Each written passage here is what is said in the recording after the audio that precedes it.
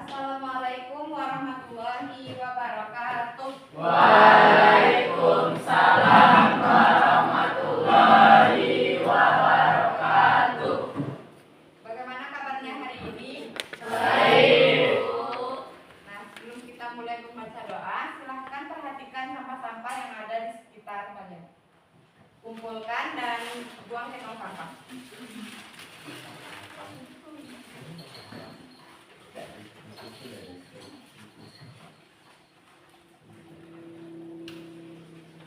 Sudah bersih? Sudah.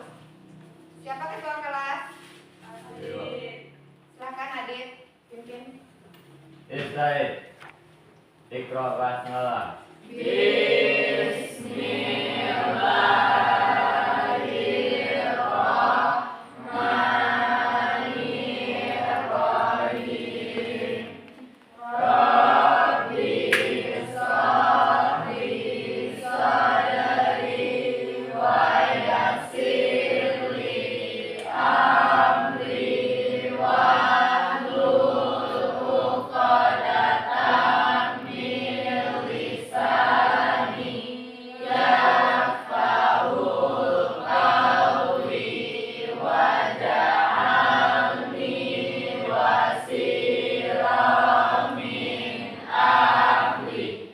Rabbi zidni ilma warzuqni fahma. Allahumma fir lana dzunubana waliwalidayna warhamhuma kama rabbayana shaghira. Amin. Salam. Assalamualaikum warahmatullahi wabarakatuh. Waalaikumsalam warahmatullahi wabarakatuh. Karena kita sudah membaca doa, maka kita akan lanjutkan dengan menyanyikan lagu Indonesia Raya. Bisa semuanya berdiri?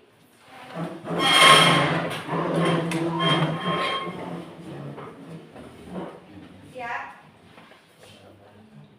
1, 2, 3.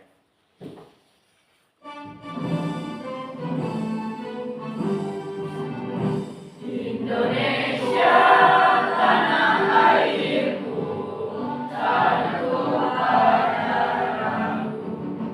Di sanalah aku berdiri dan dipandung ibuku.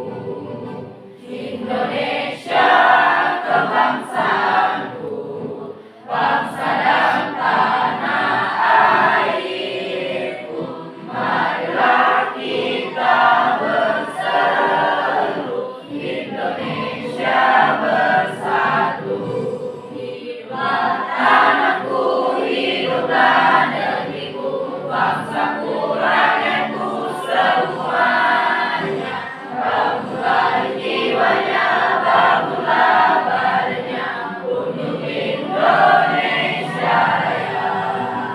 Indonesia Raya, merdeka, merdeka, tanahku, negeriku yang ku cinta. Indonesia Raya, merdeka, merdeka, hiduplah Indonesia Raya.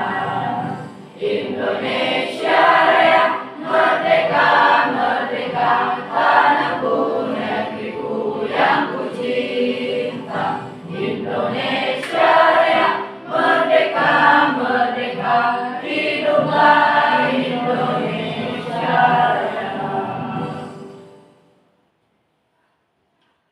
Oke, silahkan duduk kembali.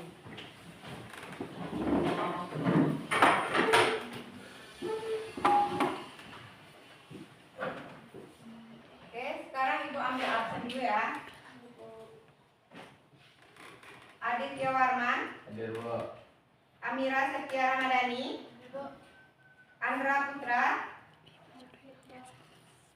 Chelsea Olivia, Evan Riandivo, Hadir, Bu. Julio Ahmad Fahri, Miftahul Rahma, Mona Laila Fitri, Nadila Wahyuni Sapitri, Naila Sumatri, Rahmat Desra Afeli, Ranika Putri, Safina Asifa, Safira Azhara, Tiffany Olivia,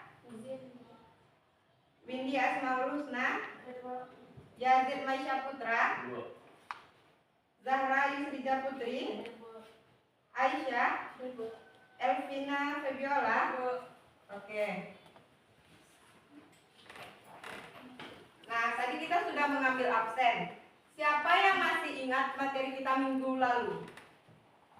Kelompok sosial. Oke, materi kita minggu lalu yaitu mengenai kelompok sosial. Siapa yang masih ingat rangkuman dari materi kita minggu lalu? Saya Bu. Rahma, silahkan Rahma.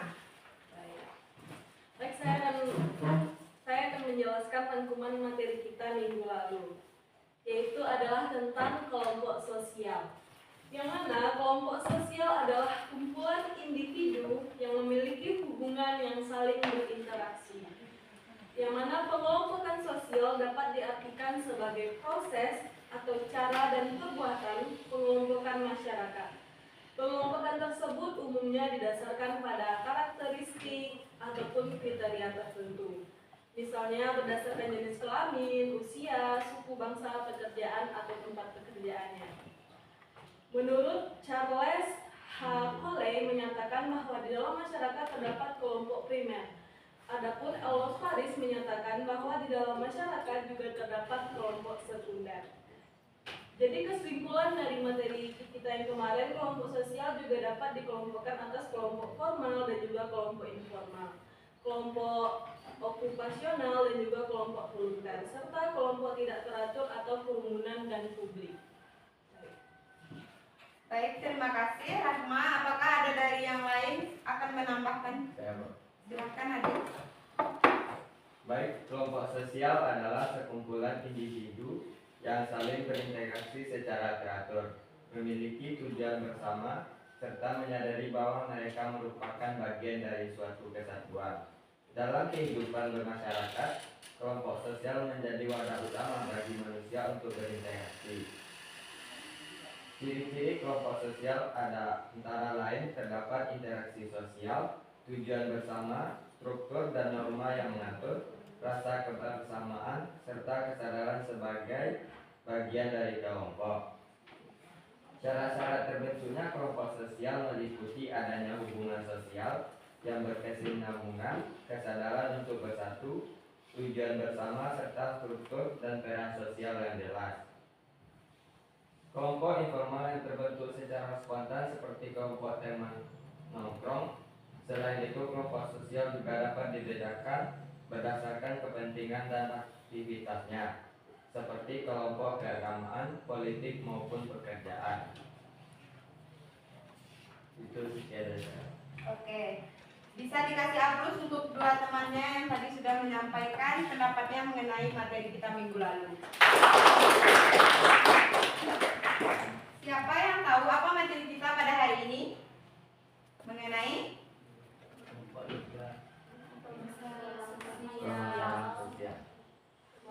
Sosial akibat kelompokan sosial. Nah, betul. Materi kita hari ini yaitu mengenai permasalahan sosial akibat pengelompokan sosial.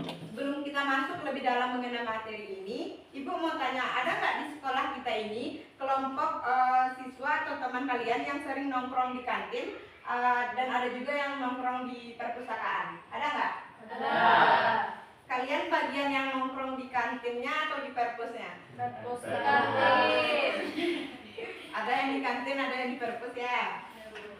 Nah, menurut kalian apakah itu termasuk ke dalam bentuk pengelompokan sosial? Kalau iya, kenapa itu bisa terjadi? Termasuk atau tidak? Termasuk. Alasannya? Karena berkumpulnya beberapa individu di satu kelompok sosial. Nah, benar. Jadi kelompok teman kalian yang sering nongkrong di kantin dan juga nongkrong di perpustakaan itu termasuk ke dalam pengelompokan sosial, karena itu terjadi pembagian kelompok yang berasal dari minat dan juga kebiasaan. Yang mana pengelompokan seperti ini sering terjadi karena siswa cenderung mencari teman yang memiliki kesamaan aktivitas dan juga ia merasa nyaman berkumpul bersama teman-teman tersebut. Nah, sebelum kita lanjut lagi, kita mau ice breaking dulu nggak? Oke, coba semuanya berdiri.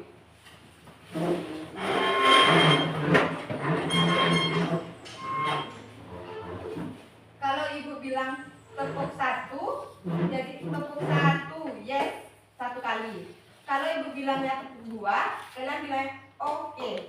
Kalau tepuk tiga, semangat. Tepuk empat, konsentrasi. Lanjut, tepuk lima itu siap belajar. Ingat? Ulang. Kalau tepuk satu, yes. Tepuk dua, oke. Tepuk tiga, semangat. Tepuk empat, konsentrasi. Tepuk lima, siap belajar. Nah, bisa? Bisa. Oke. Tepuk satu, yes. Tepuk dua, oke. Tepuk tiga, semangat. Tepuk empat, konsentrasi. Tepuk lima, siap belajar. Kalau diacak bisa? Bisa. Tepuk tiga, semangat. Ulang lagi, masih ada yang belum fokus. Tepuk dua, oke. Tepuk empat, konsentrasi. Tepuk satu, yes. Tepuk satu, yes. Tepuk dua, oke. Tepuk tiga, semangat. Tepuk empat, konsentrasi. Tepuk lima, siap belajar. Oke, boleh kembali duduk.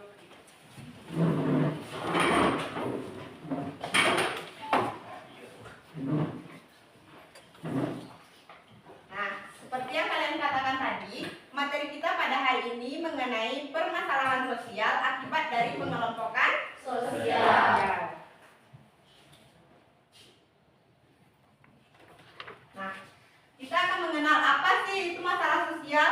Jadi, istilah masalah sosial ini mengandung dua kata, yakni masalah dan juga sosial. Kata sosial ini membedakan masalah ini dengan masalah ekonomi, politik, biologi, fisika, kimia, dan masalah lainnya. Meskipun bidang tersebut masih berkaitan dengan masalah sosial.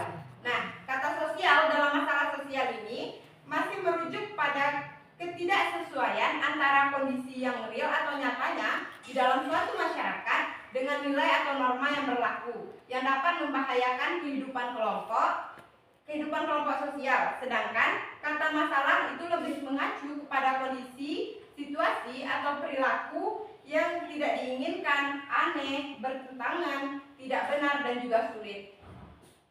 Nah, selanjutnya kita akan membahas apa sih permasalahan sosial itu menurut beberapa ahli.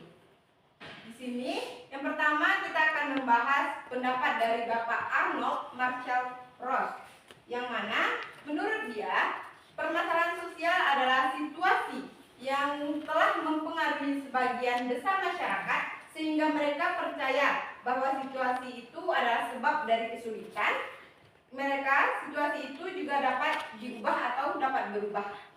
Nah, jadi intinya beliau mengatakan bahwa masalah sosial itu kayak kondisi yang gak sesuai sama nilai-nilai yang ada, yang dianut oleh banyak orang di masyarakat.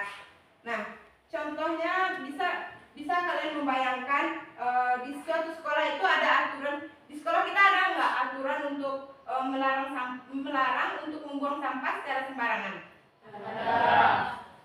Tapi kira-kira masih banyak nggak siswa yang melakukan pelanggaran? Masih banyak nggak siswa yang membuang sampah di halaman, membuang sampah di laci, atau di tempat-tempat yang tidak seharusnya? Masih. Nah, karena itu ada beberapa dari individu itu merasa terganggu dengan pekerjaan-pekerjaan yang kalian melanggar dari aturan itu. Maka dari kelompok-kelompok yang lain itu mereka pengen atau memiliki inisiatif untuk mengalami atau adanya perubahan terkait aturan itu agar lebih tegas. Nah, selanjutnya itu ada tokoh yang kedua menurut Richard. Ia mengatakan bahwa pola perilaku dan kondisi yang tidak diinginkan dan tidak dapat diterima oleh sebagian besar anggotanya. Nah, intinya dalam pemahaman Richard ini, ia mengatakan bahwa mereka biasanya menekankan adanya gap atau juga kesenjangan antara kondisi yang ada, itu antara realita dengan kondisi yang seharusnya, yang ideal menurut masyarakat. Nah, contohnya bisa kita ambil dari idealnya semua orang itu punya akses untuk internet.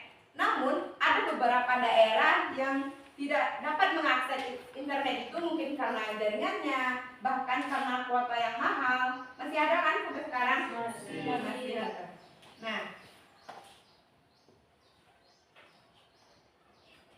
selanjutnya yaitu Bapak Sujono Sukanto. Ia juga mengatakan bahwa masalah sosial itu adalah suatu ketidaksesuaian antara unsur-unsur kebudayaan atau masyarakat yang itu akan membahayakan kehidupan kelompok sosial. Nah, di sini masalah sosial itu menurut Bapak itu masalah sosial itu muncul karena adanya ketidaksesuaian antara unsur-unsur kebudayaan atau masyarakat yang membahayakan kehidupan kelompok sosial. Nah, di sini contoh yang bisa kita ambil yaitu masuknya budaya asing lewat, tahu budaya asing K-pop?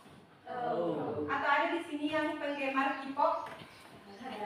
Ada sih. Nah, itu menurut sebagian orang ataupun boleh dikatakan sekarang untuk menurut Gen Z lah, itu keren menurut mereka. Tapi menurut pandangan beberapa masyarakat itu tidak sesuai dengan nilai-nilai yang ada di masyarakat, yang dianut oleh masyarakat. Mungkin dari cara berpakaiannya dan cara perilaku konsumtif yang dimiliki oleh para Gen Z yang mengikuti budaya K-pop itu.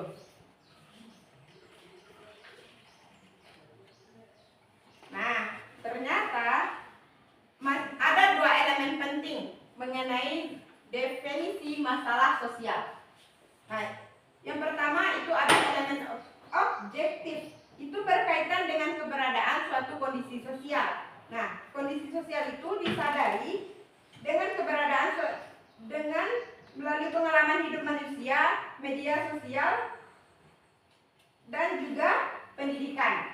Nah, misalnya saja saat kita bertemu dengan seorang pengemis atau pemulung di jalan, saat kita melihat berita tentang kemiskinan, peperangan, dan juga perdagangan manusia, atau saat kita membaca di berbagai media cetak tentang banyak orang kehilangan pekerjaan, itu termasuk ke dalam suatu permasalahan sosial. Itu termasuk ke dalam masalah sosial yang objektif. Nah, kondisi sosial ini secara objektif itu berbahaya bagi masyarakat. Kondisi ini benar-benar realistis dan pernah dialami oleh masyarakat. Itu pernah nggak? Tadi permasalahan sosial yang disebutkan nyata atau tidak? Nyata. Masih banyak kan kemiskinan, peperangan yang terjadi. Nah, selanjutnya itu ada elemen subjektif, yang mana pada elemen ini berkaitan dengan keyakinan bahwa kondisi sosial tertentu itu berbahaya bagi masyarakat dan harus diatasi. Kondisi sosial seperti itu antara lain kejahatan, penyalahgunaan obat terlarang, dan polusi. Apakah di kelas ini ada yang menggunakan obat terlarang? Tidak. Oke. Namun dari kondisi sosial tersebut, bagi masyarakat yang lain kondisi itu dianggap sebagai kondisi yang mengurangi kualitas hidup manusia. Nah, ada 4 hal yang perlu diperhatikan dari definisi-definisi tadi yang sudah disampaikan. Ternyata ada 4 hal yang perlu diperhatikan dalam permasalahan sosial atau masalah sosial. Nah, yang pertama itu penggunaan istilah masalah sosial itu menunjukkan bahwa ada sesuatu yang salah. Nah, kondisi itu membahayakan manusia sehingga hal tersebut merujuk pada kondisi yang perlu dievaluasi sebagai sesuatu yang salah. Nah, yang kedua itu adalah masalah sosial adalah kondisi yang sulit yang mempengaruhi tidak hanya satu orang, tetapi sebagian besar masyarakat. Nah, yang ketiga itu ada masalah sosial, merupakan istilah yang diberikan kepada kondisi yang kita anggap dapat diubah oleh manusia. Kira-kira masalah sosial itu bisa nggak diubah oleh manusia? Bisa. Nah, kematian itu termasuk ke dalam masalah sosial atau tidak? Masuk atau tidak? Tidak. Nah, kematian itu bukanlah masalah sosial, tetapi peristiwa sekitar kematian dapat menjadi masalah sosial karena peristiwa-peristiwa itu dapat diubah. Mungkin bisa dari kayak polusi, kan bisa menyebabkan kematian. Itu bisa diubah dari masyarakat yang menggunakan kendaraannya, dari lingkungan sekitarnya yang masih banyak sampah, itu bisa diubah. Nah, selanjutnya yang keempat, itu ada masalah sosial, adalah kondisi yang harus diubah. Untuk itu sesuatu perlu untuk dilakukan oleh masyarakatnya. Nah, ternyata kita lanjutkan kepada teori.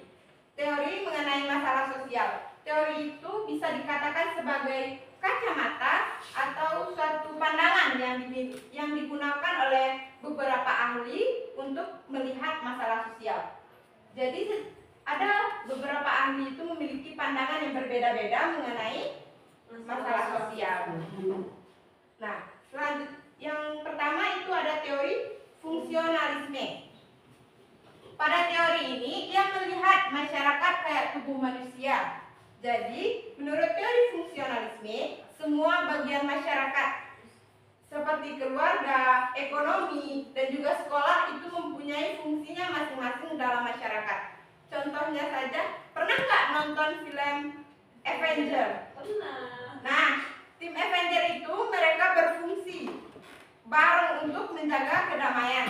Nah, kalau ada salah satu anggota ataupun institusi yang mengalami disfungsi atau tidak menjalankan fungsinya sesuai dengan peran yang harus dia lakukan, maka itu akan menimbulkan ketidakseimbangan pada dunia ataupun akan terjadinya suatu ancaman. Nah, masalah itu muncul karena ada bagian yang jalan sesuai fungsinya itu yang tidak sesuai dengan fungsinya. Nah, teori ini berfungsi untuk mengembalikan. Jadi ia akan mengembalikan keseimbangan tim atau memperbaiki suatu permasalahan. Nah, gimana sih kira-kira cara kerja dari teori fungsionalisme ini? Jadi teori ini melihat masyarakat kayak apa manusia tadi. Dia melihat masyarakat itu sebagai suatu mesin yang kompleks. Nah, di setiap bagian itu bagiannya kayak lembaga sosial, sekolah, itu punya fungsinya masing-masing biar tubuh masyarakat itu tetap sehat dan juga seimbang. Nah, masalah itu muncul kenapa? Dalam teori fungsionalisme, masalah sosial itu terjadi kalau ada salah satu bagian yang nggak berfungsi atau kerjanya terganggu. Kayak kalau di jantung kita sakit, itu mengganggu nggak bagi tubuh kita? Nah, itu akan mengganggu. Seluruh tubuh kita bakal ngerasain dampaknya. Bisa juga karena perubahan sosial yang terlalu cepat, bikin bagian lain kaget dan nggak siap untuk beradaptasi. Nah, fokusnya dari teori fungsionalisme ini yaitu mengenai stabilitas, harmoni, keseimbangan, dan gimana caranya biar semua bagian bisa berfungsi dengan normal lagi. Apa contoh yang bisa diberikan? Ada yang tahu? Nah, contohnya seperti yang tadi, tim Avenger, ya berfungsi itu secara bersama-sama. Jadi kalau salah satu ada tidak berfungsi atau tidak mau bekerja, maka itu akan mengalami permasalahan. Nah, yang kedua ada itu teori konflik. Nah, teori ini ia menganggap bahwa dunia itu sebagai panggungnya pertarungan. Nah, menurut teori konflik, masalah sosial muncul dari berbagai macam konflik sosial, konflik kelas, konflik ras, atau etnis, dan konflik gender. yang merupakan hal yang paling penting dan umum. Nah, dalam teori ini, kenapa masalah itu bisa muncul? Nah, masalah sosial itu muncul dari hasil ketidaksetaraan. Nah, kelompok yang dominan biasanya itu akan bikin aturan atau sistem yang menguntungkan bagi mereka dan kelompok lain. Nah, seperti kemiskinan, diskriminasi itu bukan penyakit, namun konsekuensi logis dari sistem yang gak adil. Nah, fokus dari teori konflik ini yaitu mengenai ketidaksetaraan, kekuasaan, eksploitasi, dan gimana konflik ini bisa mendorong perubahan sosial.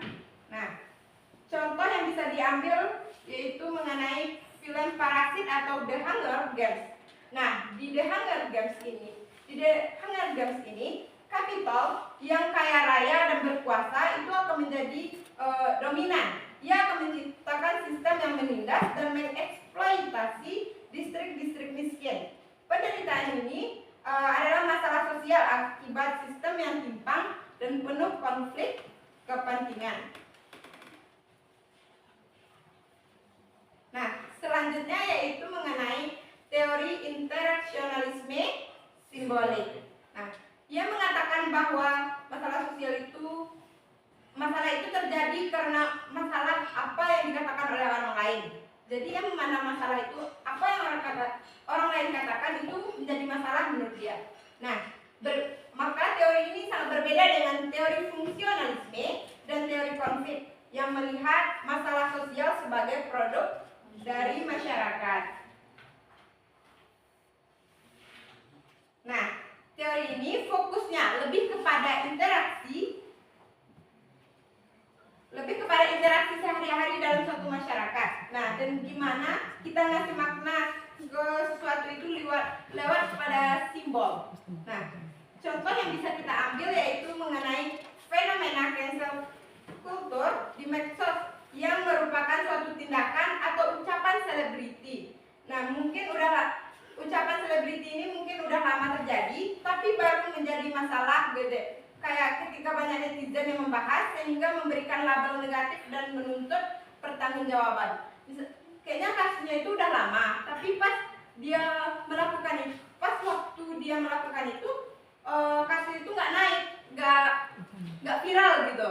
Tapi karena setelah beberapa tahun ke depannya ada oknum-oknum atau netizen-netizen yang membangkitkan kembali kasus itu, maka itu akan jadi permasalahan.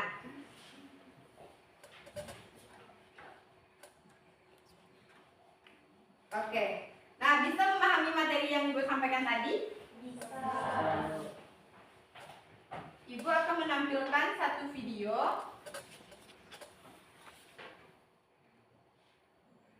Nanti kalian ambil poin penting dari videonya ya. Iya, Bu.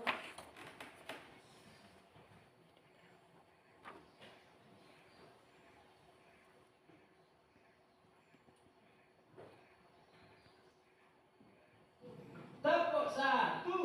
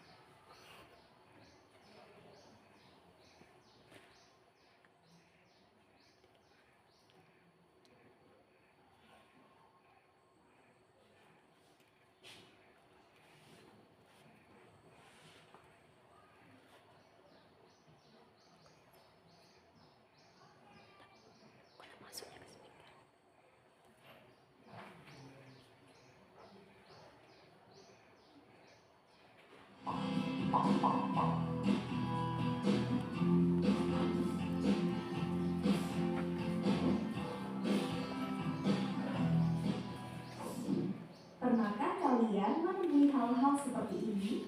Kriminalitas, penyimpangan sosial, dan kenakalan remaja?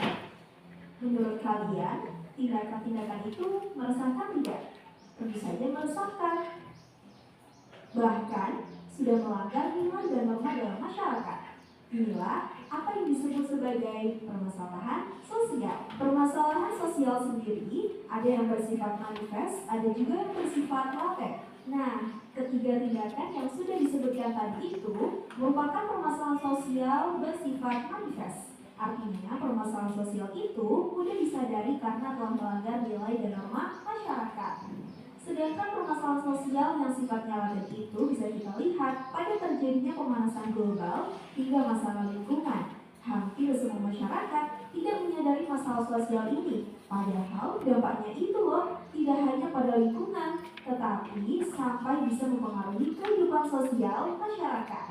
Kalian tentu masih ingat bukan dengan konsep dinamika kelompok sosial pada video sebelumnya? Ternyata permasalahan sosial dapat terjadi karena dinamika kelompok sosial atau sebuah hubungan sosial yang dibangun di dalam dan di luar kelompok. Sederhananya seperti ini, hubungan sosial yang tidak baik bisa terjadi saat ada perbedaan pandangan yang pada akhirnya bisa menyebabkan tindakan yang tidak menyenangkan, seperti perselisihan yang tentu saja merugikan banyak orang, bukan? Akibatnya, muncullah pengelompokan sosial dalam masyarakat yang bisa menyebabkan terjadinya permasalahan sosial. Ditambah lagi, munculnya sikap-sikap sosial yang mengarah pada eksklusivisme, partikularisme, dan eksklusi sosial. Pasti kalian pernah mendengar istilah politik divide et impera kan? Sebuah politik pecah belah VOC di Indonesia sebenarnya merupakan potret permasalahan sosial nyata yang harus kita pelajari hingga saat ini. Apabila kita amati, dalam politik VOC telah membuat pengelompokan sosial dengan prasangka yang dibuat melalui penyebaran berita hoax, sehingga bisa menyebabkan pengelompokan atau kategorisasi melalui labelisasi pada kelompok lain. Akibatnya, mereka akan mulai menarik diri dari kelompok-kelompok sosial yang disebut sebagai eksklusivisme atau sebuah kecenderungan untuk memisahkan diri dari masyarakat. Dari situlah akan muncul sikap-sikap partikularisme, di mana sistem yang cenderung mengutamakan kepentingan pribadi atau kelompok sendiri di atas kepentingan umum.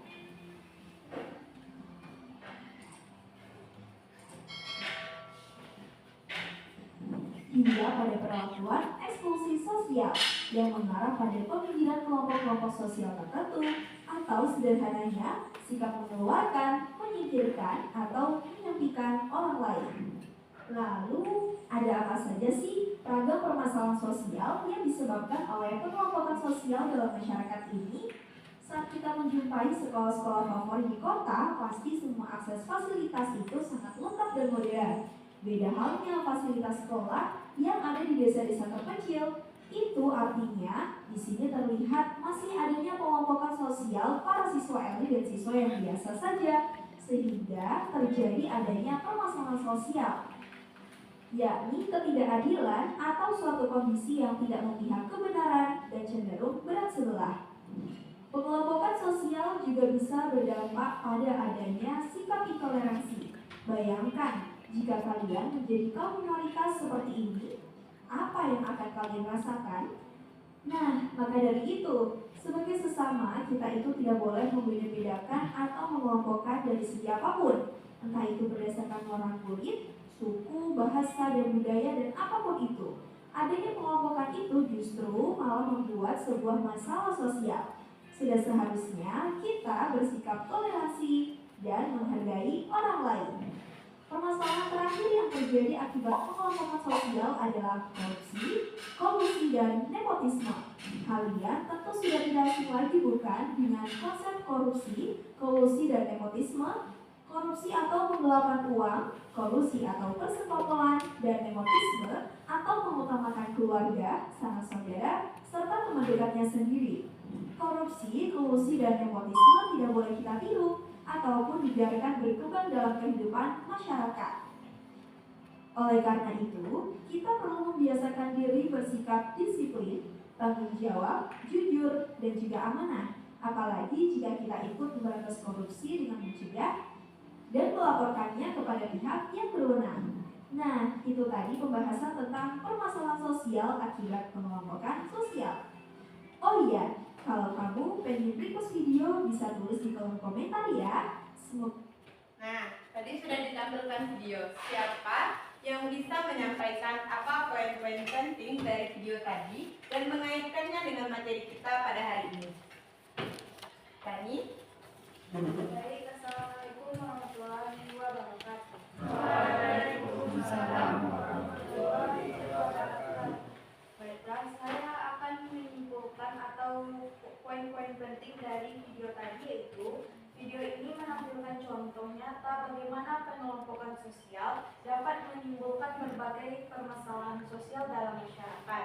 Disampaikan bahwa perbedaan kelas sosial, ekonomi, dan budaya yang menyebabkan munculnya perilaku diskriminatif, kesenjangan sosial, dan ketidakadilan. Kesenjangan sosial dan ketidakadilan. Narasi video menekankan bahwa pengelompokan sosial memang alami, tetapi ketika disertai dengan sikap superior dan eksklusif, hal itu menjadi sumber konflik sosial. Selain itu, video juga memberikan contoh konflik seperti adanya perbedaan perlakuan antara kelompok kaya dan miskin dalam kehidupan sehari-hari, serta bagaimana stereotip terhadap kelompok tertentu menyebabkan diskriminasi di sekolah, tempat kerja, maupun di lingkungan masyarakat. Ada juga analisis sosiologis yang dilihat dari sudut pandang teori sosiologi. Yang pertama, teori fungsional. Pengelompokan sosial seharusnya berfungsi menjaga keteraturan sosial, tetapi dalam kasus di video tersebut, fungsi tersebut terganggu karena ketidakseimbangan antara kelompok atas dan bawah. Yang kedua yaitu teori konflik. Video ini menggambarkan adanya pertentangan antara kelompok yang memiliki kekuasaan dan kelompok yang tidak berdaya. Ini menunjukkan adanya ketimpangan sosial yang menimbulkan konflik terbuka maupun tersembunyi. Yang ketiga, teori interaksionisme simbolik, label atau makna negatif terhadap kelompok tertentu, misalnya orang miskin malas atau anak kota sombong, memperkuat jarak sosial dan menciptakan masalah sosial baru. Yang ketiga, dampak sosial yang terlihat dari video di atas yaitu terjadi kesenjangan sosial yang semakin lebar, munculnya sikap diskriminatif dan stereotip negatif, hilangnya rasa solidaritas antar kelompok masyarakat, dan munculnya perasaan rendah diri pada kelompok yang terpinggirkan. Oke, terima kasih kepada Rani. Siapa yang bisa menambahkan poin-poin pentingnya? Oke, mana? Assalamualaikum warahmatullahi wabarakatuh. Waalaikumsalam warahmatullahi wabarakatuh. Baiklah, saya akan menambahkan poin-poin penting tentang video tersebut. 4 nilai yang dapat dipelajari. 1. Pentingnya menghargai perbedaan dan keberagaman sosial. Perlunya membangun empati sosial agar tidak memperkuat sekat antar kelompok. Bahwa masalah sosial tidak hanya tanggung jawab individu, tetapi juga tanggung jawab bersama dan menciptakan keadilan sosial. Kesimpulan analisis video ini memperlihatkan bahwa pengelompokan sosial memang wajar dalam kehidupan masyarakat, tetapi menjadi masalah sosial ketika menimbulkan ketidakadilan, kesenjangan, dan diskriminasi. Dengan memahami perbedaan dan menumbuhkan rasa empati, masyarakat dapat mencegah konflik sosial dan membangun hubungan yang lebih harmonis antar kelompok. Oke, bagus sekali. Tadi jawabannya dari Rani dan juga Mona. Maka dari pemaparan video dan juga materi yang sudah Ibu sampaikan, Ibu akan memberikan tugas secara berkelompok. Apakah sudah duduk dengan kelompoknya? Sudah. Kelompok 1.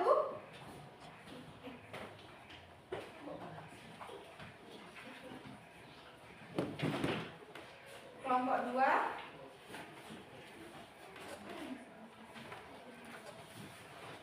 Kelompok 3. Ini kelompok 4. Nah, silakan kerjakan tugas yang ada di LKPD tersebut.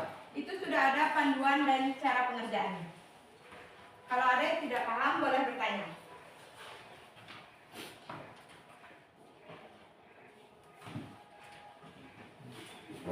Isi bagian nama anggota kelompok, baru lanjut kepada pertanyaan.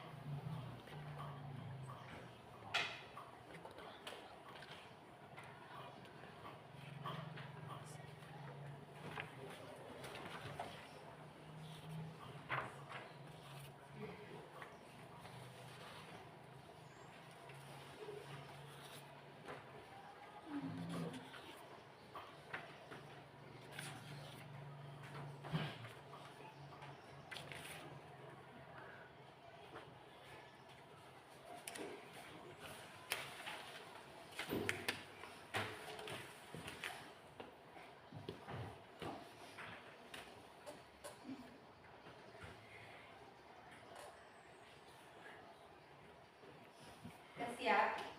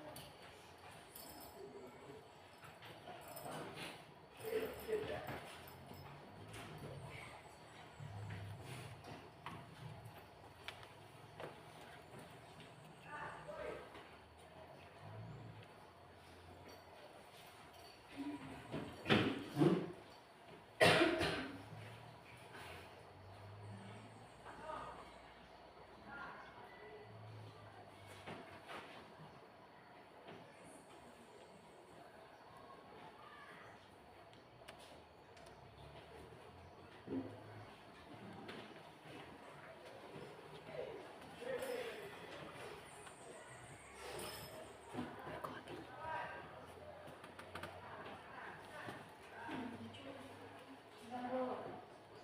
Ya, Bu. Baik, sudah kelompok 2. Silakan kelompok 1 untuk mempresentasikan hasil diskusinya.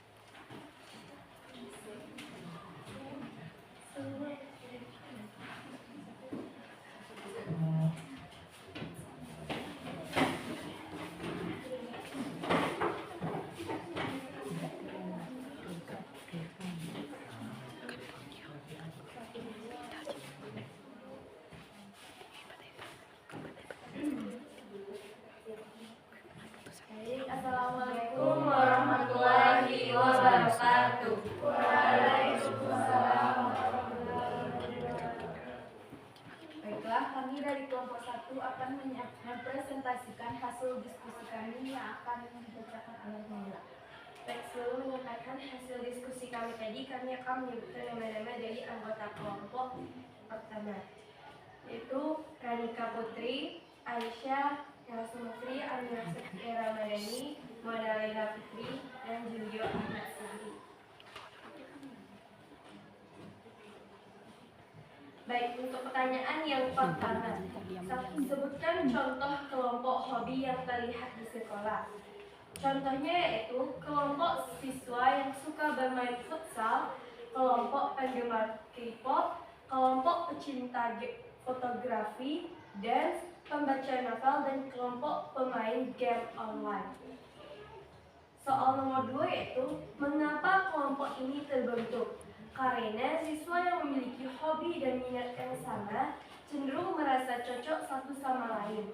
Mereka ingin berbagi pengalaman, berdiskusi, dan melakukan beberapa aktivitas. Lalu apa dampak positif bagi anggotanya? Yaitu untuk meningkatkan rasa percaya diri, memperkuat jaringan pertemanan, serta memberikan wadah untuk menyalurkan bakat dan minat. Selain itu, mereka bisa belajar bekerja sama secara sportivitas dan bertanggung jawab saat menjalankan bagian dari anggota kelompoknya. Yang nomor 4 yaitu permasalahan apa yang mungkin muncul dengan kelompok lain. Permasalahannya itu bisa muncul rasa iri, ejekan antar kelompok, saling menonjolkan diri, atau terbentuknya geng yang menutup diri dari kelompok lain. Kadang juga ada konflik kecil karena perbedaan pendapat atau perbandingan prestasi antar kelompok. Soal terakhir, solusi apa agar perbedaan minat tidak menimbulkan geng-gengan?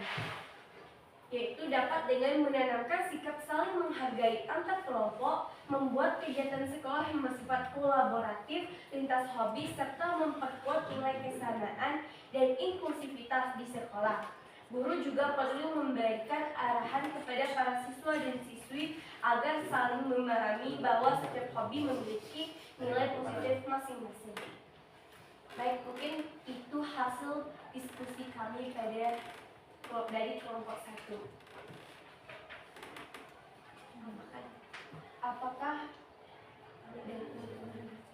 Apakah dari teman-teman ada pertanyaan atau kritik dan saran?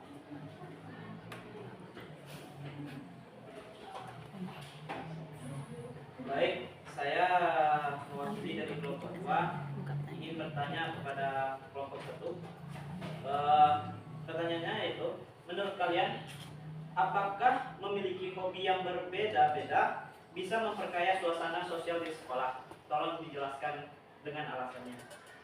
Baik, terima kasih atas pertanyaan dari Dara tadi. Memiliki hobi atau minat yang berbeda-beda itu dapat memperkaya suasana yang ada di sekolah. Misalnya seperti apa? Misalnya dalam satu kelompok sosial itu memiliki hobi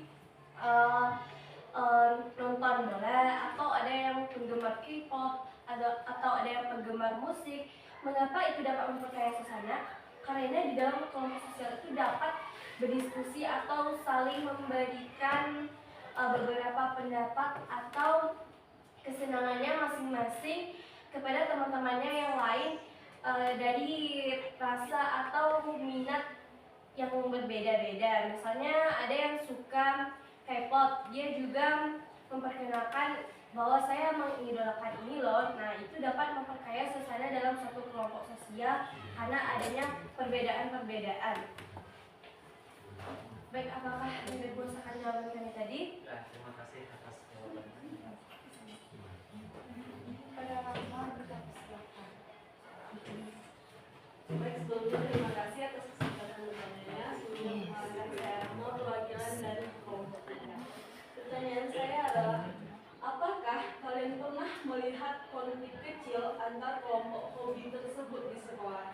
Dan bagaimana sebaiknya konflik tersebut dapat diselesaikan? Baiklah, saya akan menjawab dari pertanyaan Rahma tadi.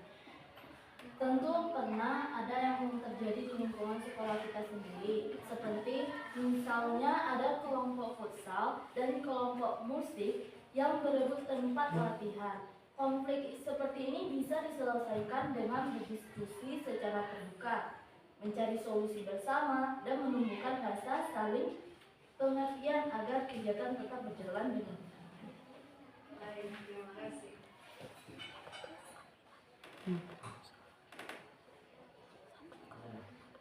Baik, masih ada pertanyaan. Silakan kepada Yazid. Apakah kalian pernah melihat konflik kecil pada kelompok hobi di sekolah? Bagaimana sebaiknya konflik itu diselesaikan? Oh maaf, bagaimana cara kalian menghindari sikap fanatik terhadap satu hobi tertentu agar tidak menimbulkan perpecahan di antara teman-teman? Baiklah, terima kasih atas pertanyaan Yazid. Saya akan menjawab pertanyaan dari Yazid. Pernah, misalnya antara kelompok futsal dan kelompok musik yang berebut tempat latihan. Konflik seperti ini bisa diselesaikan dengan berdiskusi secara terbuka, mencari solusi bersama, dan menimbulkan rasa saling pengertian agar kegiatan tetap berjalan dengan damai. Terima kasih.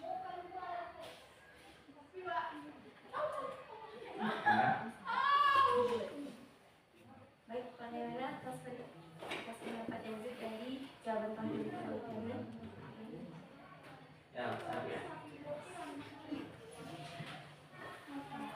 Terima kasih atas pertanyaan dari perwakilan. Baiklah, itulah hasil diskusi kami pada hari ini. Sekian dan terima kasih. Wassalamualaikum warahmatullahi wabarakatuh. Waalaikumsalam warahmatullahi wabarakatuh. Kasih aplaus untuk kelompok 1. Selanjutnya dilanjutkan oleh kelompok 2 untuk dapat mempresentasikan hasil diskusi.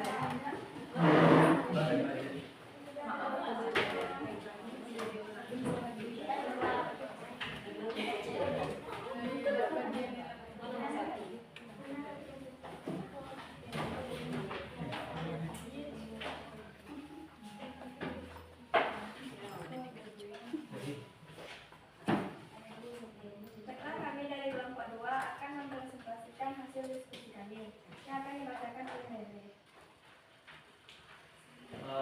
Sebelum itu saya akan membacakan nama anggota kelompok dari kelompok 2. Yang pertama ada Chelsea Olivia, selanjutnya ada Tessa Santiva, yang ketiga ada Reviana Nurgifari, dan terakhir ada Evan Rianivo. Pertanyaannya yaitu nomor yang pertama, bentuk pengelompokan ekonomi apa yang dapat kalian amati? Di sekolah terlihat adanya pengelompokan siswa berdasarkan kemampuan ekonomi, seperti siswa-siswa yang memiliki barang-barang yang bermerek dan siswa-siswa yang menggunakan perlengkapan sederhana saja. Yang kedua, bagaimana perbedaan ekonomi ini terlihat dalam kehidupan sehari-hari di sekolah? Perbedaan ekonomi tampak saat beberapa siswa sering membawa bekal dari rumah, sementara yang lain jajan di kantin mahal, atau ketika sebagian siswa menggunakan gawai canggih untuk belajar sementara lainnya masih memakai HP sederhana. Yang ketiga, apa dampak positifnya? Siswa bisa belajar menghargai perbedaan dan berusaha lebih giat agar dapat mandiri secara ekonomi. Selain itu, siswa dari keluarga mampu bisa belajar untuk membagai dan menumbuhkan empati terhadap teman yang bagi yang kurang mampu. Yang keempat, permasalahan apa yang sering terjadi, misalnya minder, pamer, atau meremehkan. Yaitu munculnya rasa minder dari siswa yang ekonominya rendah, sedangkan dari pihak lain bisa muncul sikap sombong dan suka membandingkan. Yang kelima pertanyaannya, solusi untuk menjaga kesetaraan di lingkungan sekolah. Solusinya yaitu dengan menumbuhkan sikap saling menghormati, tidak menilai seseorang dari harta, dan memperbanyak kegiatan yang menekankan kerjasama tanpa memandang status ekonomi. Sampai situ diskusi dari kami. Jikalau ada yang bertanya, disilahkan. Baiklah, saya Julian Hari dari kelompok 1 ingin bertanya, bagaimana cara bersikap agar tidak menimbulkan kesenjangan sosial di antara teman yang berbeda kemampuan ekonomi? Sekian, terima kasih. Bisa diulangi? Bagaimana cara kalian bersikap agar tidak menimbulkan kesenjangan sosial di antara teman yang berbeda kemampuan ekonomi? Jawabannya yaitu dengan cara menghargai setiap tanpa memandang barang atau gaya hidupnya, tanpa membicarakan kekayaan orang lain, serta menumbuhkan kebiasaan saling berbagi dan tolong menolong. Baik, apakah Dilio puas? Silakan yang ingin bertanya. Oke, kita silakan.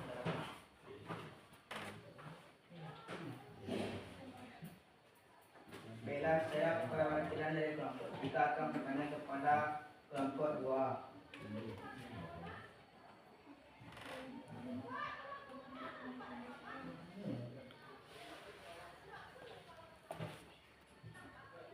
Apakah kalian pernah melihat teman yang merasa minder karena faktor ekonomi?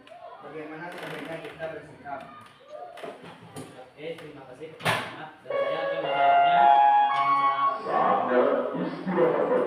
Yaitu saya pernah melihatnya. Misalnya teman yang jarang ikut jajan bersama karena uangnya terbatas.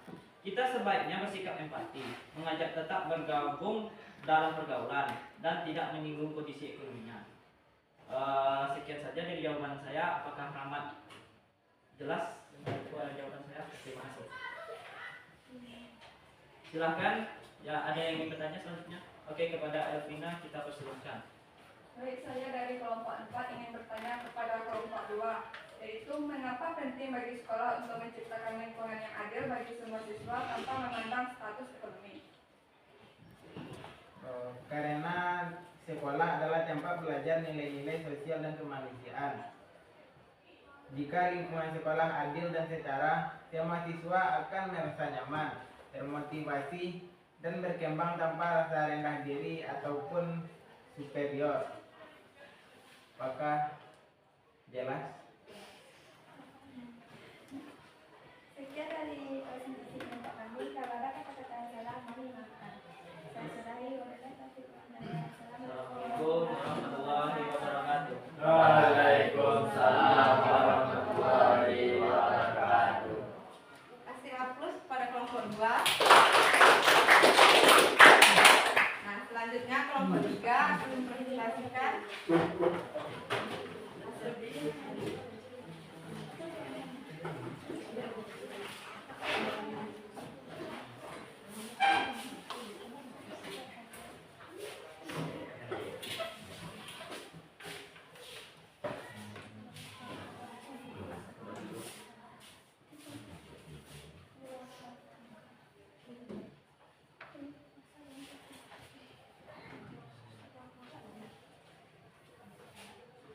Assalamualaikum warahmatullahi wabarakatuh. Waalaikumsalam warahmatullahi wabarakatuh. Bila kami di kelompok 3 akan mempresentasikan hasil diskusi kami yang akan disampaikan oleh Rahma. Baiklah, sebelumnya saya perwakilan dari kelompok 3 akan memperkenalkan anggota kelompok kami. Yang pertama adalah saya Miftahul Rahma dan teman saya Safira Azhara. dan Ahmad Yasafeli, Nabila Wardinisa Fitri, dan Sofina Astra. Baik, ada 5 pertanyaan dari hasil diskusi kami tadi. Yang pertama adalah kelompok berbasis budaya apa yang terlihat di sekolah. Di sekolah terdapat siswa yang cenderung berkumpul dengan teman satu suku atau daerahnya. Misalnya siswa yang sama-sama berasal dari Minangkabau, ataupun dari Nias, Batak, Jawa, ataupun yang lain-lain. Sering terlihat lebih akrab karena memiliki kebiasaan, logat, atau budaya yang sama.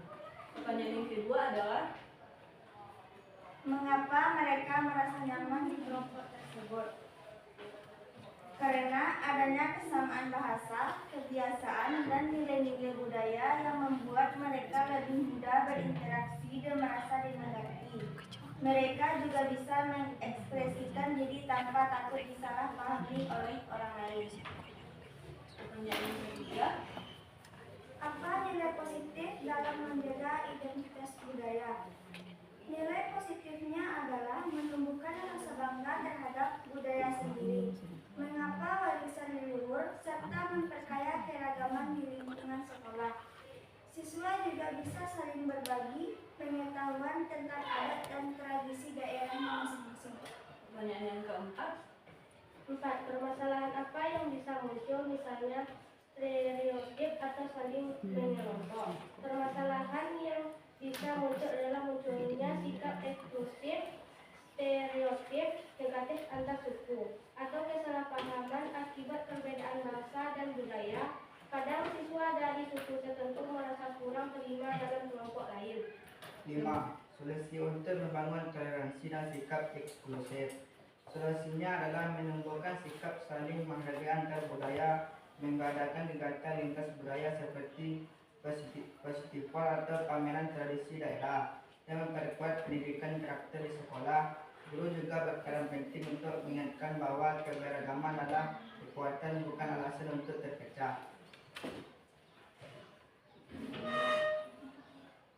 Baiklah, sampai di sini diskusi kami. Apakah ada yang bertanya?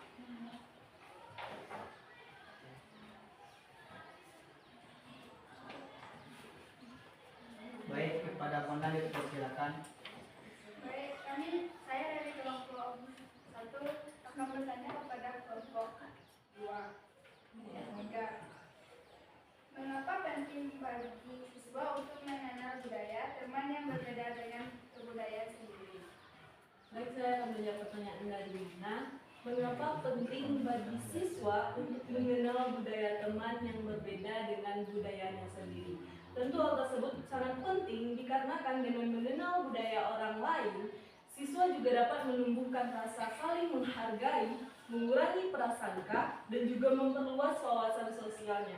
Contohnya seperti kita dapat mempelajari budaya dari budaya orang lain tersebut, juga dapat kita memiliki ilmu baru dan juga teman baru. Oke, sekian. Ada saran dari mana? Tidak. Baik, apakah ada yang bertanya lagi? Silakan. Saya perwakilan dari kelompok 2 akan bertanya ke kelompok 3. Apa yang bisa dilakukan jika ada teman yang diejek karena logat atau kebiasaan budayanya? Baiklah, saya akan menjawab pertanyaan yang diskusi. Kita harus menegur dengan sopan teman yang mengejek dan memberikan dukungan kepada yang diejek. Sekolah juga perlu menanamkan nilai toleransi dan menghargai perbedaan budaya agar kejadian seperti itu tidak terulang. Terima kasih, Sofi. Apakah ada pertanyaan selanjutnya? Silakan aja. Baik, saya di Jawaban akan bertanya kepada kelompok 3. Bagaimana cara sekolah menumbuhkan semangat kebersamaan di tengah keberagaman budaya siswanya? Baiklah, saya akan menjawab pertanyaan dari Adit. Sekolah bisa mengadakan kegiatan seperti Hari Budaya Nasional, di mana siswa menampilkan pakaian adat, makanan khas, dan kesenian daerah. Kegiatan seperti ini membuat siswa merasa bangga sekaligus saling menghargai perbedaan budaya. Baiklah, sampai di sini diskusi kami. Kami sudahi dengan Assalamualaikum warahmatullahi wabarakatuh. Waalaikumsalam warahmatullahi wabarakatuh. Nah, sekarang kasih aplaus untuk kelompok 3. Selanjutnya kepada kelompok 4.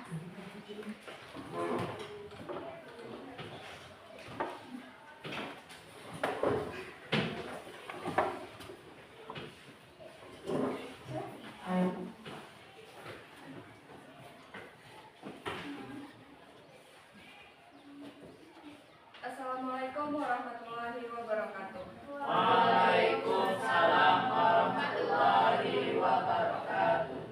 Baik, kami dari kelompok 4 akan menjelaskan hasil diskusi dari materi kami. Sebelumnya saya akan memperkenalkan anggota dari kelompok 4, yaitu saya Alvina Fabiola dan Zahra Yusri Japetri, Windy Asmaul Husna, Aditya Warman, dan Yazid Maisha Putra. Kami akan menjelaskan diskusi dari hasil kelompok kami, yaitu mengenai pengelompokan berdasarkan prestasi akademik. Untuk materinya, mari kita jelaskan penjelasan dari Windy. 1. Bagaimana pengelompokan akademik terlihat di sekolah? Pengelompokan ini terlihat ketika siswa yang memiliki nilai tinggi sering dikelompokkan atau bergaul dengan sesama siswa berprestasi. Sedangkan siswa yang nilainya biasa atau rendah cenderung bergaul dengan teman yang setara. Kadang juga terlihat saat pembagian kelompok belajar atau lomba akademik. 2. Apa penyebab munculnya pengelompokan ini?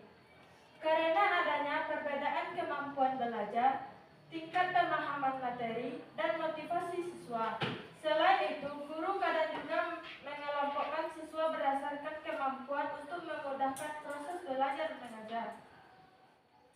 Apa dampak positifnya? Misalnya motivasi belajar. Dampak positifnya adalah siswa berprestasi dapat saling memotivasi atau berbagi ilmu. Sementara siswa yang kurang berprestasi dapat termotivasi untuk belajar lebih giat agar bisa sejajar dengan yang lain. Pengelompokan ini juga membantu guru dalam memberi perhatian sesuai kebutuhan. 4. Apa dampak negatifnya? Misalnya minder atau arogan. Dampak negatifnya yaitu muncul rasa minder pada siswa yang berprestasi rendah. Dan sebaliknya, siswa yang berprestasi tinggi bisa menjadi sombong atau merasa lebih baik. Hal ini bisa menimbulkan jarak sosial, geng akademik, dan menurunkan semangat belajar bagi sebagian siswa. 5. Solusi menciptakan suasana belajar yang saling mendukung. Solusinya adalah menciptakan suasana belajar yang inklusif, di mana siswa saling membantu tanpa membeda-bedakan kemampuan. Guru dapat menerapkan metode belajar kolaboratif agar siswa pintar membantu yang lain. Selain itu, penting juga menumbuhkan kesadaran bahwa setiap siswa memiliki kelebihan di bidang yang berbeda. Mungkin sekian penjelasan dari kelompok kami. Apakah ada kelompok lain yang ingin bertanya? Oke, kepada Ami kita persilakan.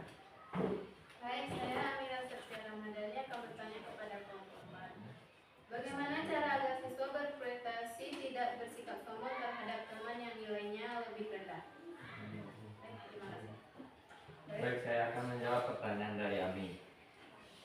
Dengan menanamkan sikap rendah hati dan empati, siswa perlu memahami bahwa prestasi bukan untuk pamer, melainkan untuk memberi contoh untuk membantu teman lain agar ikut berkembang. Mungkin itu. Apakah ada kelompok lain yang ingin bertanya lagi?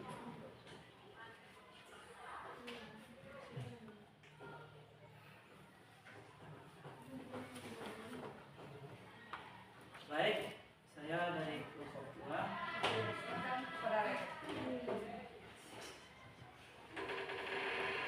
Pertanyaannya itu, apakah perbedaan prestasi akademik harus selalu menjadi alasan untuk membentuk kelompok yang terpisah? Baik, saya akan menjawab pertanyaan dari Dede. Tidak, karena pembelajaran yang baik justru terjadi ketika siswa dengan kemampuan berbeda saling melengkapi. Kalau kolaborasi antara siswa pintar dan siswa yang masih kesulitan bisa menciptakan suasana belajar yang lebih bermakna. Apakah dari puas? Ya, terima kasih Yazid. Apakah masih ada Bapaknya. pada Sufina kita persilahkan. Baiklah, kami dari kelompok 3 akan bertanya kepada kelompok 4.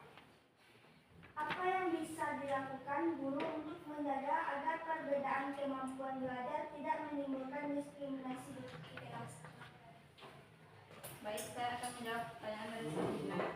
Guru dapat menggunakan metode pembelajaran kooperatif, memberi apresiasi kepada semua siswa sesuai usaha mereka, serta mengingatkan bahwa nilai bukan satu-satunya ukuran keberhasilan. Dengan begitu, suasana kelas tetap adil dan suportif bagi semua. Apakah Sufina merasa puas?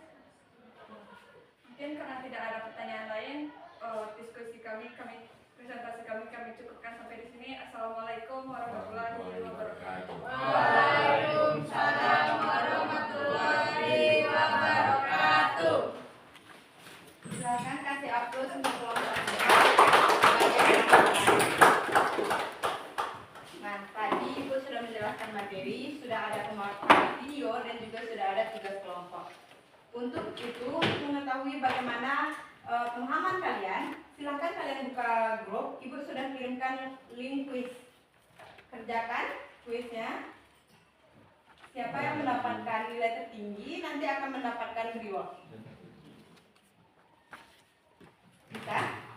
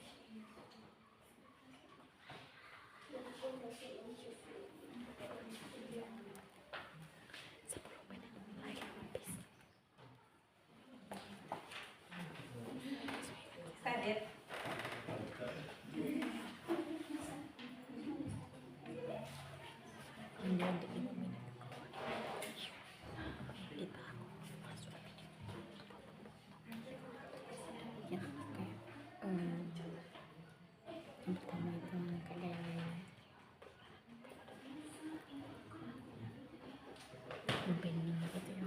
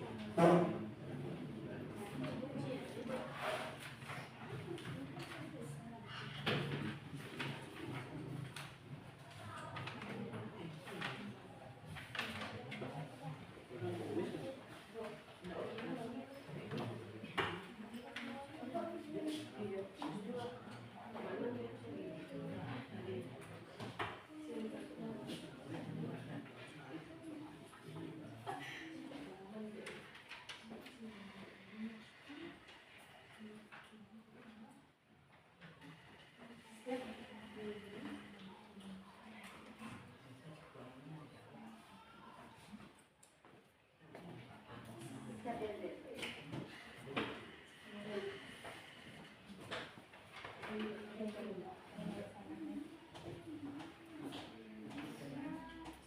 siap?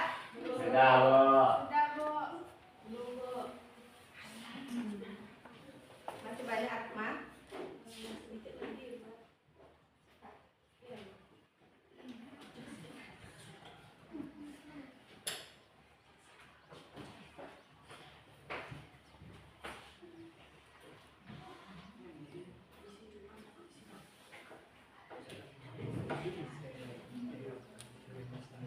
Sudah, Rahma?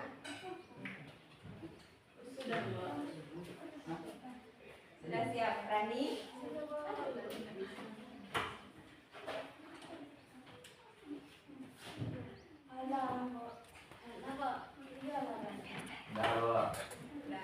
Siapa yang mendapatkan nilai 100?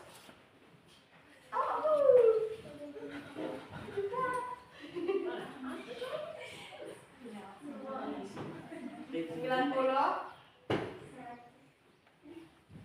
Tadi 100. Mohon maaf.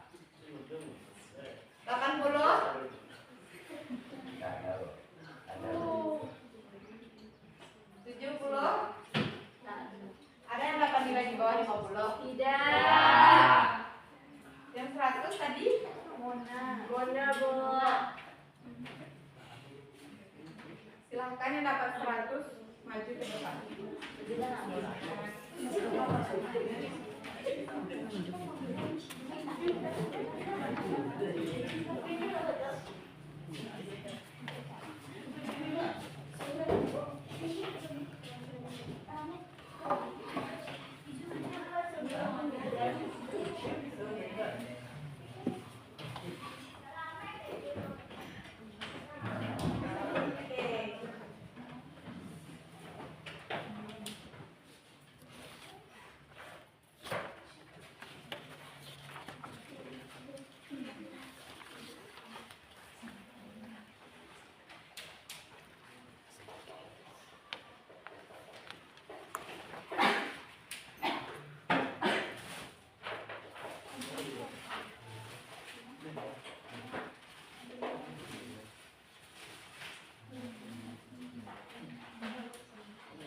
Sesuai perjanjian Ibu di awal tadi, bagi yang mendapatkan nilai kuis tertinggi, maka ia akan mendapatkan reward.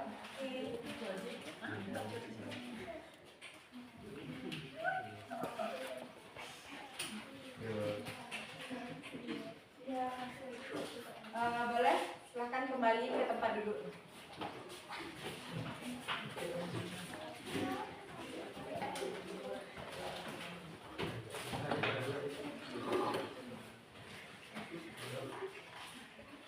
Sebelum kita tutup materi kita pada hari ini, siapa yang dapat menyimpulkan materi kita dari awal sampai akhir?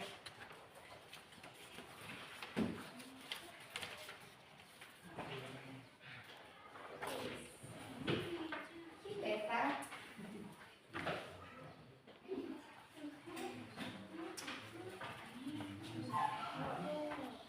Tani bisa?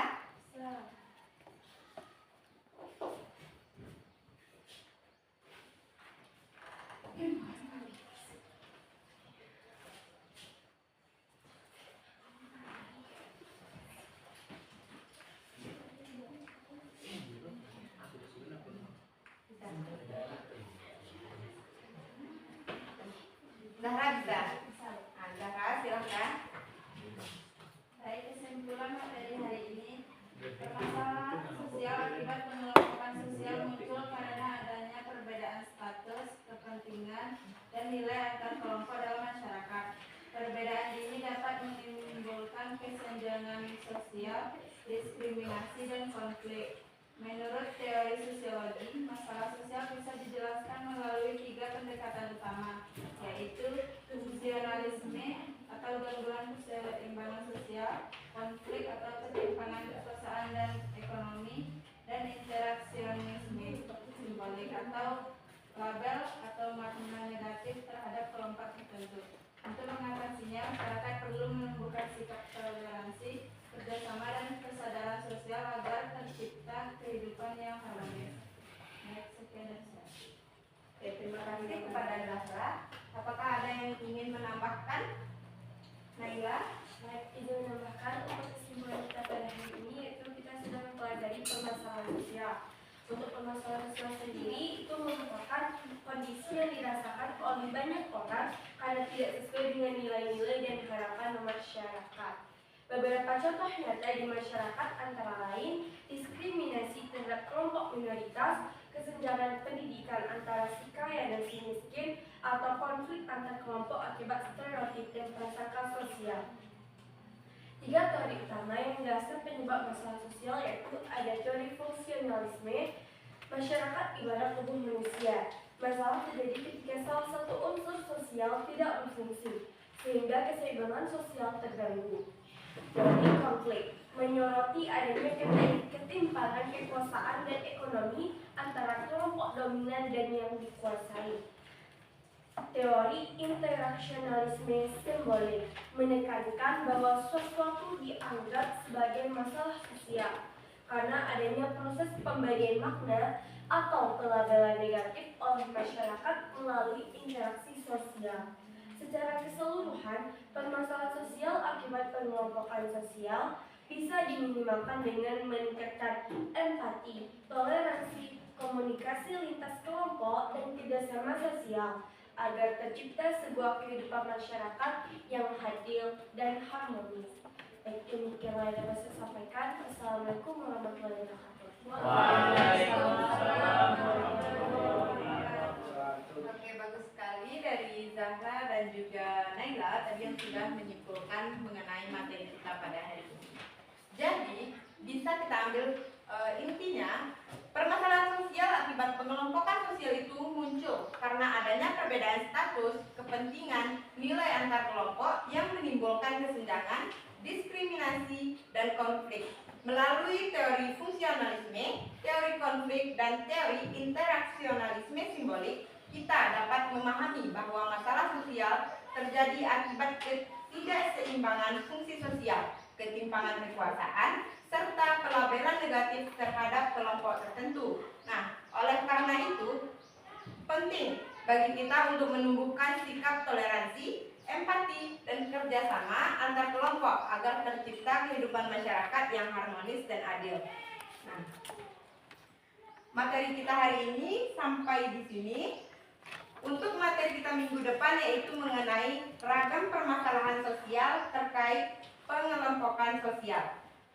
Minggu depan sebelum pembelajaran kita mulai, malamnya itu kalian mempelajari materi mengenai ragam permasalahan sosial.